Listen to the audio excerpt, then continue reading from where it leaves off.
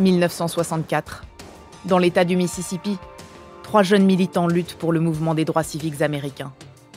Mais très vite, ils se heurtent aux réactions violentes du Ku Klux Klan et de divers groupes suprémacistes.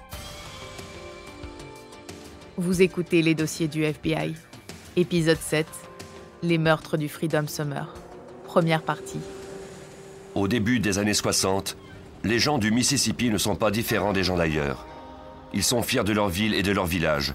Ils croient fermement en leurs valeurs et répugnent au changement. Mais un vent nouveau s'apprête à souffler sur le Mississippi et ce vent vient du nord. À l'été 1964, 1000 étudiants d'universités du nord des États-Unis se préparent à aller au Mississippi pour encourager la population noire à voter. En juillet, le président Johnson s'apprête à signer un nouveau projet de loi sur les droits civiques. C'est en quelque sorte le début de la fin de l'oppression des Noirs.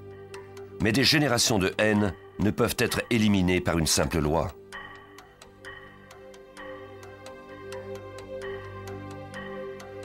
Le mouvement estudiantin est mis sur pied par le COFO, le Conseil des organisations fédérales. Ce groupe réunit une kyrielle d'organisations vouées à la défense des droits civiques des Noirs. La mission a été nommée Summer Project ou Projet d'été. Joe Sullivan, alors agent du FBI, nous raconte.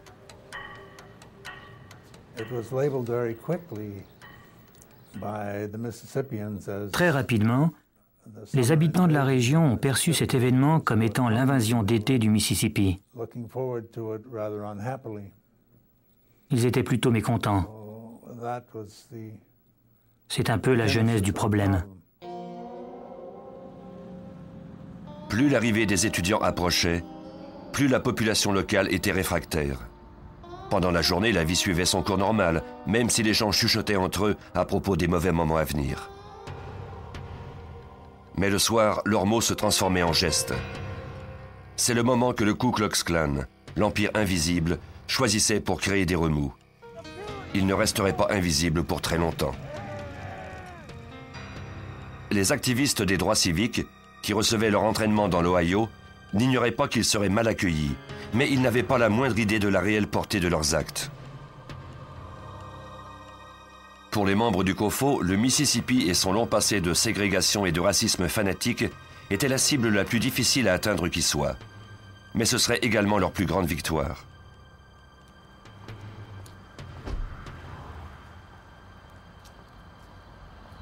Bob Moses était l'un des organisateurs de Summer Project. Dans l'esprit de tous les Noirs, le Mississippi est le symbole même du racisme. Pendant que nous organisions la campagne, une question nous hantait. On pouvait passer la nouvelle loi des droits civiques si on le voulait, on pouvait changer des choses, mais à moins qu'il n'y ait de réels changements au Mississippi, on ne pourrait pas se débarrasser de l'infection du racisme, parce que son foyer était le Mississippi. 6 mois avant l'arrivée des étudiants sur place, Michael Schwerner, 24 ans, quitte à New York pour s'établir à Meridian au Mississippi pour mettre sur pied la base des opérations. Schwerner rencontra le pasteur de l'église méthodiste de Mount Zion de Longwood pour lui demander s'il acceptait de leur prêter l'église pour les réunions du COFO. La population noire de Longwood avait cohabité pacifiquement avec ses voisins de race blanche. Maintenant, elle était au centre d'une situation délicate. Le conseil de l'Église devait soupeser les pour et les contre, c'est-à-dire l'avancement des droits civiques ou bien d'éventuelles représailles pour la population noire.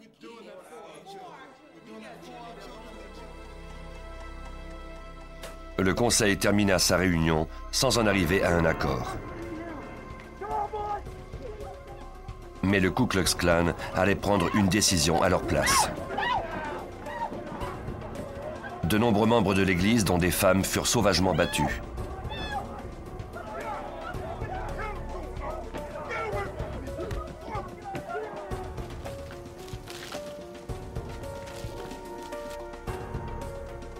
Plus tard, au cours de la soirée, l'église de Mount Zion fut incendiée.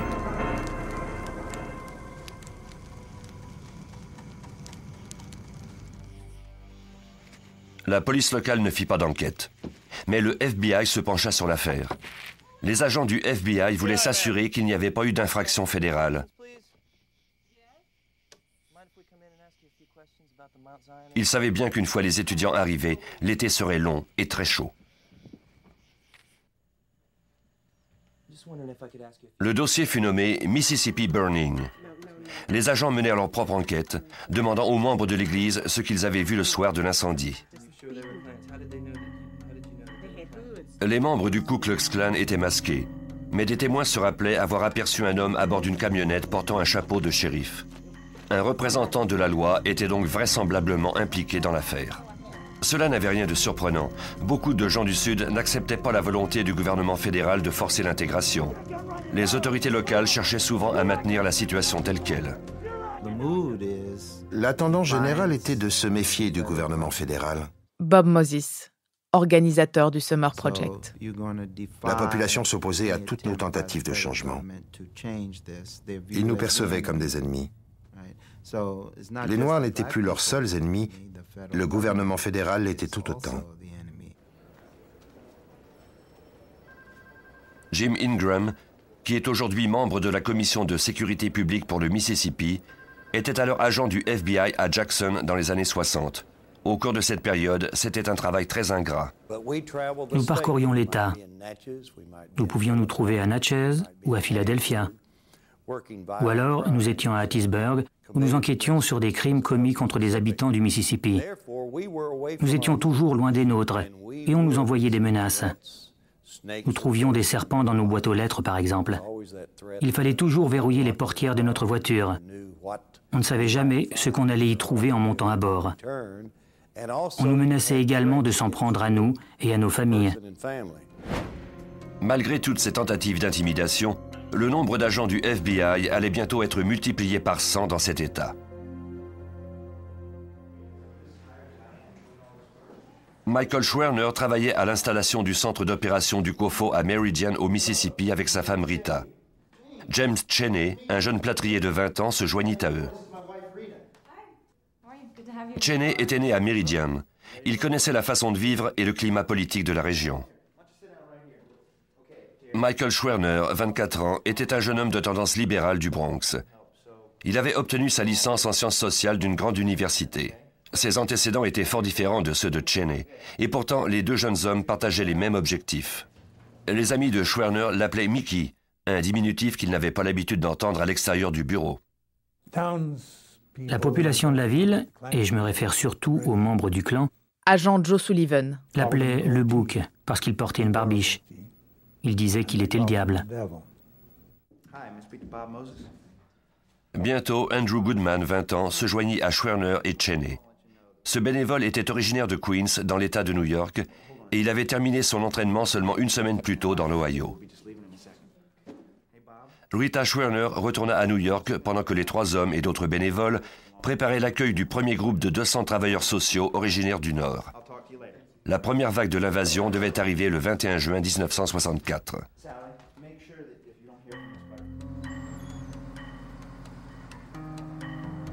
Ce matin-là, Schwerner, Cheney et Goodman se rendirent en voiture à Longwood, à 56 km de Meridian.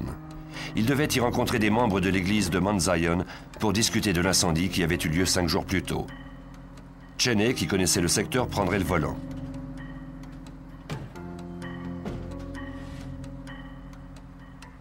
Ils étaient en quelque sorte l'avant-garde de cette marche pour la paix, et ils n'étaient pas sans savoir que le danger les guettait. Ils s'en tenaient à une consigne stricte: ne pas quitter l'autoroute, coopérer avec les autorités et ne jamais voyager de nuit.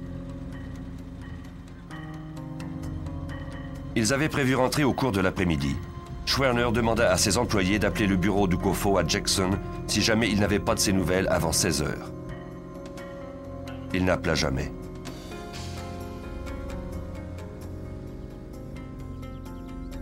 Les membres du COFO avisèrent le FBI lorsqu'ils constatèrent que Mickey Schwerner n'avait pas appelé au bureau tel que prévu. Les agents se mirent en contact avec les autorités de la région pour savoir si quelqu'un avait aperçu Schwerner, Cheney et Goodman. Il y avait une piste. Selon le shérif adjoint Cecil Price de Neshoba County, le trio rentrait de Longwood quand il leur avait demandé de se ranger près de Philadelphia, à 60 km de Meridian.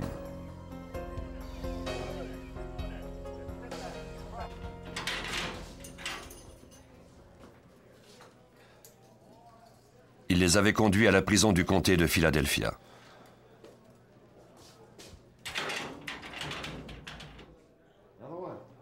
Cheney avait été mis en détention pour excès de vitesse. Les deux autres hommes étaient détenus à cause de leur rapport avec l'incendie de l'église de Mount Zion.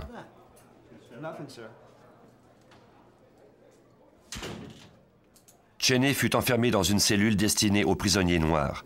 Quant à Schwerner et Goodman, ils partageaient une autre cellule. Ils n'eurent l'autorisation de téléphoner qu'à la fin de la journée, soit quelques heures après 16 heures, heure à laquelle ils avaient convenu d'appeler le COFO. Selon une autre personne qui partageait leur cellule, lorsque la femme du geôlier dit à Schwerner qu'il pouvait faire un appel à frais virés, il refusa son offre. Personne ne sut jamais pourquoi. Finalement, Schwerner paya la caution de $20 de Cheney et l'agent Price libéra les hommes. Il était alors 22h30. On ignorait ce qui avait pu leur arriver ensuite.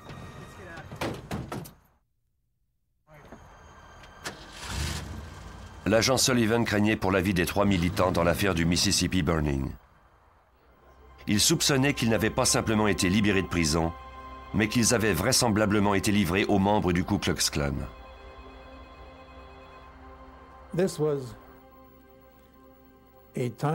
C'était le genre de crime auquel j'étais habitué. Agent Joe Sullivan. On emprisonne un individu, et puis on le livre plutôt que de vraiment le libérer. J'étais habitué à cette façon de procéder, et j'étais à peu près sûr que c'était ce qui s'était produit. Le point de départ de l'enquête était le shérif adjoint Price, la dernière personne à avoir vu Schwerner, Cheney et Goodman. Ce dernier s'en tint à la même version. Il les avait libérés vers 22h30, mais ne pouvait pas rendre compte de ses propres allées et venues à lui au cours de l'heure suivante. Joe Sullivan avait été dépêché de Memphis pour mener cette enquête. C'était la seule piste et elle était bien mince. Le bureau du shérif était complice, j'en étais convaincu. Mais je n'avais aucune preuve. Tout ce que je savais, c'était que ce n'était pas la première fois qu'une situation de ce genre se produisait. J'ai commencé dès lors à faire attention à l'information que je révélais selon la personne à qui je m'adressais. Les agents du FBI se mirent à la recherche des 3 jeunes hommes. Personne ne les avait vus, du moins c'est ce qu'on disait. Puis, le 23 juin, 2 jours après leur disparition, on retrouva leur véhicule.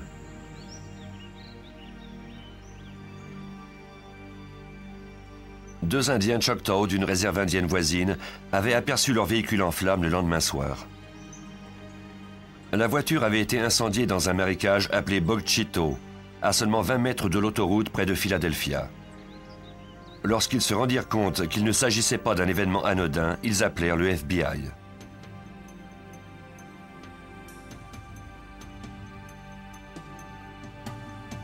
L'agent spécial Jay Cochran de Washington fut dépêché sur les lieux.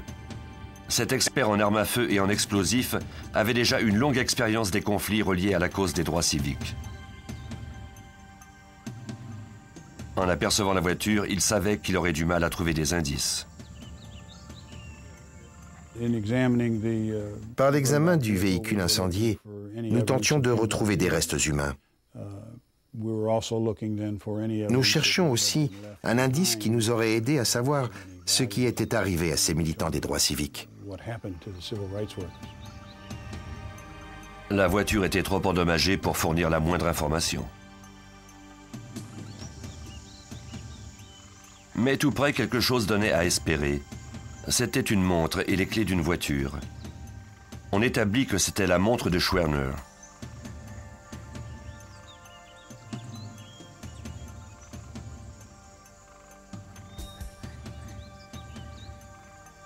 Elle s'était arrêtée à 12h45.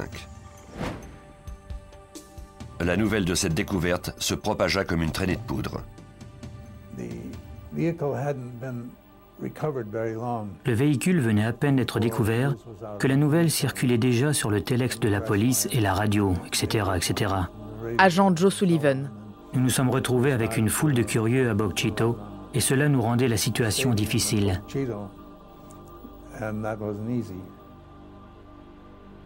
La découverte n'allait pas à l'encontre de l'hypothèse d'un coup monté. Mais pour les enquêteurs, il n'y avait guère d'espoir de retrouver ces hommes vivants. Dès le début, nous savions que nous ne quitterions pas les lieux avant d'avoir retrouvé les corps. Agent spécial Jay Cochran. Hoover ne l'aurait pas toléré, le public non plus. Nous devions retrouver ces corps, peu importe le temps requis.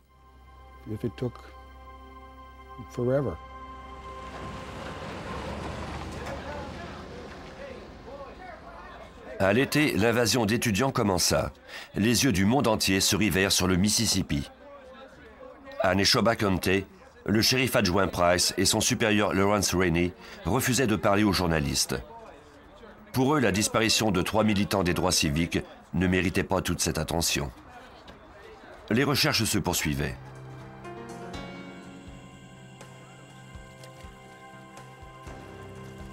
« 400 marins de la base aéronavale de Meridian étaient de service.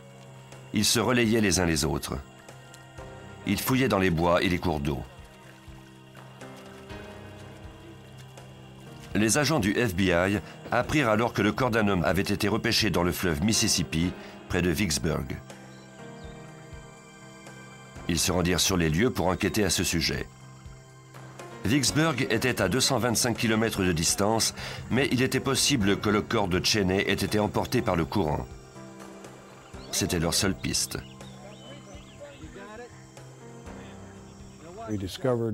Nous avons alors découvert que ce n'était pas le cadavre d'un des militants des droits civiques, mais plutôt la victime d'un lynchage du Ku Klux Klan.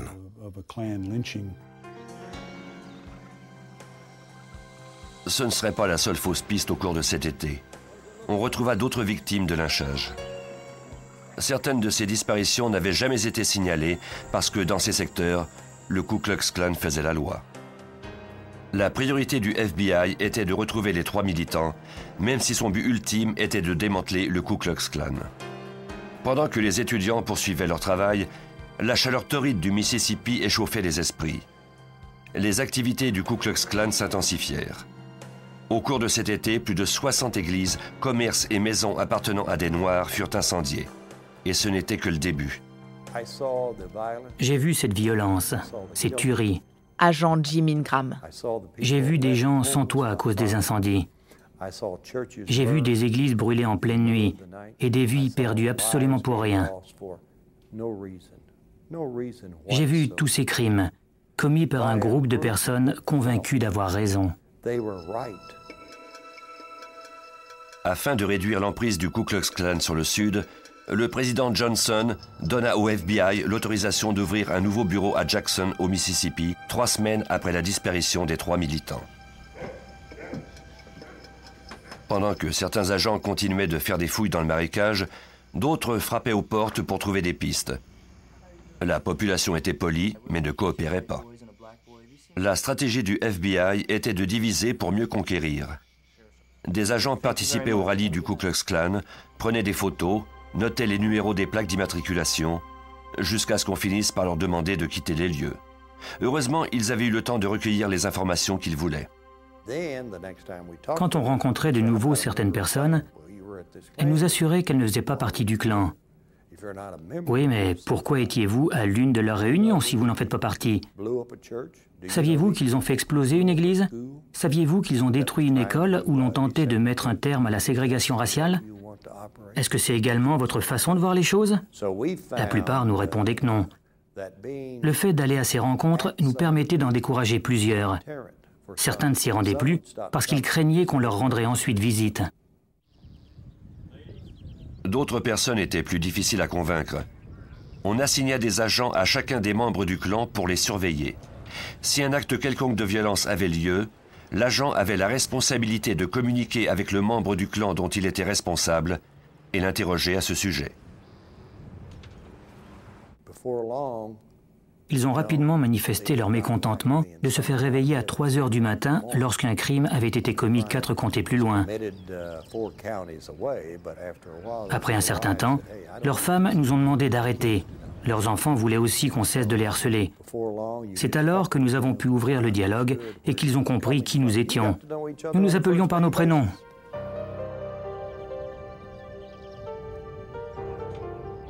Bientôt, certains informateurs se manifestèrent.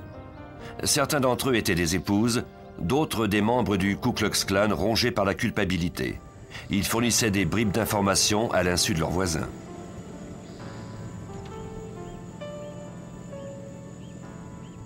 Pour encourager ces informateurs, des organismes des droits civiques et religieux débloquèrent des fonds pour les payer.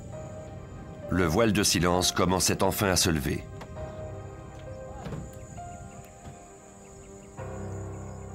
Un informateur suggéra aux agents d'interroger un jeune homme du nom de Wilmer Fay Jones. Ce dernier avait 19 ans. Il vivait à Chicago. Il était parti brusquement de Philadelphia environ 3 semaines avant la disparition des hommes. Il n'était pas parti de son plein gré.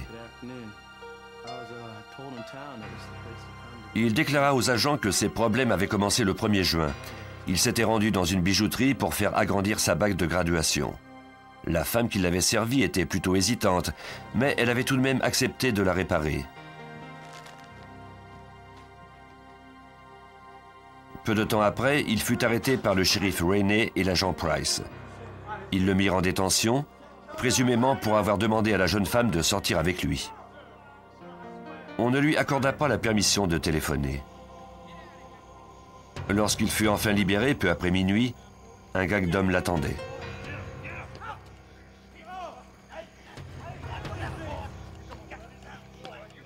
Ils le saisirent et le forcèrent à monter dans une camionnette.